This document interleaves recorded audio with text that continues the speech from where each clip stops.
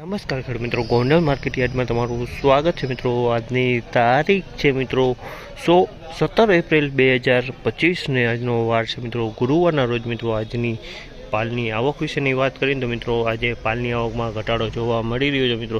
ગઈકાલે ઘઉંની આવક હતી એની હિસાબે આજે પાલની આવકમાં થોડોક ઘટાડો જોવા મળી રહ્યો છે અને હરાજીનું તમે જોઈ શકો છો, હરાજીનું કામકાજ પણ ચાલુ થઈ ગયું છે। તો ચાલો હરાજીમાં જઈએ, જાણી લઈએ કેવા રહે છે આજના કપાસના બજાર ભાવ। હા મિત્રો, ચેનલ લાઇક શેર સબસ્ક્રાઈબ કરવાનું ભૂલતા, અમારો વિડીયો સારો લાગે તો કમેન્ટ કરીને જરૂરથી જણાવજો મિત્રો। વિડીયોના એન્ડમાં આપણે કેટલી તેજી મંદી રહેલી છે તે પણ જાણવાની કોશિશ કરશે, તો મિત્રો વિડીયોમાં એન્ડ સુધી બન્યા રહેજો।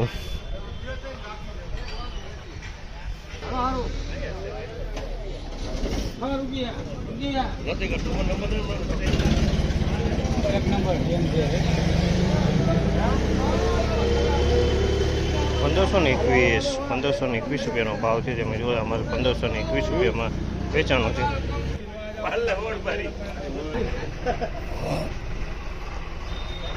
₹1501 રૂપિયાનો ભાવ છે, અમારે ₹1501 રૂપિયાનો ભાવ છે। ક્વોલિટી સારી છે। ₹1501 રૂપિયામાં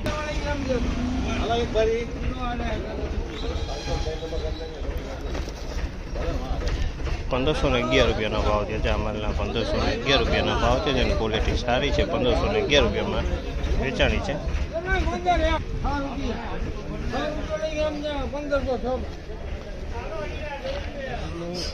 ₹1506 રૂપિયાનો ભાવ છે। ₹1506 રૂપિયામાં આ માલ વેચાણો છે। હાલ સારી ક્વોલિટીનો 1506।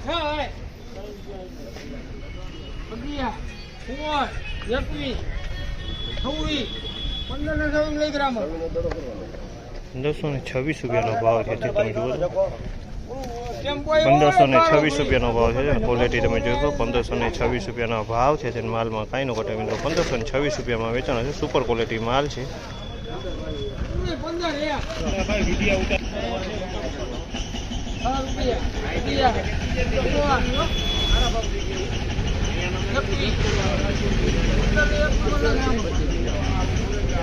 ₹1521 રૂપિયાનો ભાવ છે। ₹1521 રૂપિયાનો ભાવ છે, બીજું બધા ક્વોલિટી ₹1521 રૂપિયામાં વેચાણી છે।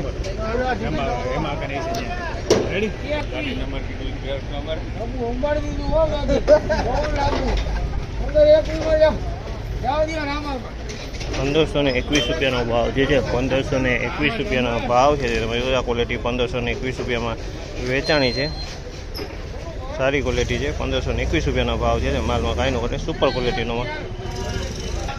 આજની મિત્રો બજાર વિશેની વાત કરીને મિત્રો કપાસની બજાર તો સેમ બજાર જોવા મળી રહી છે અને અમુક માલમાં કોકમાં 5 રૂપિયા ઊંચું દેખાય છે, બાકી બજાર તો સેમ કાલ જેવી જ જોવા મળી છે। આજે 26 રૂપિયાના ઊંચામાં અત્યારે હાલ ભાવ જોવા મળ્યા છે। 1526 રૂપિયાના, કાલે 21 રૂપિયાના આપણે જોયા હતા ને આજે 26 રૂપિયા જોયા છે મિત્રો। એટલે કદાચ 5 રૂપિયાનું બજારમાં તેજી કહી શકાય। બાકી જનરલ બજારની વાત કરીએ તો બજાર કાલ જેવું જોવા મળી છે। અને આ માહિતી તમને સારી લાગી તો અમારી ચેનલને લાઇક શેર સબસ્ક્રાઈબ કરવાનું ભૂલતા નહીં મિત્રો।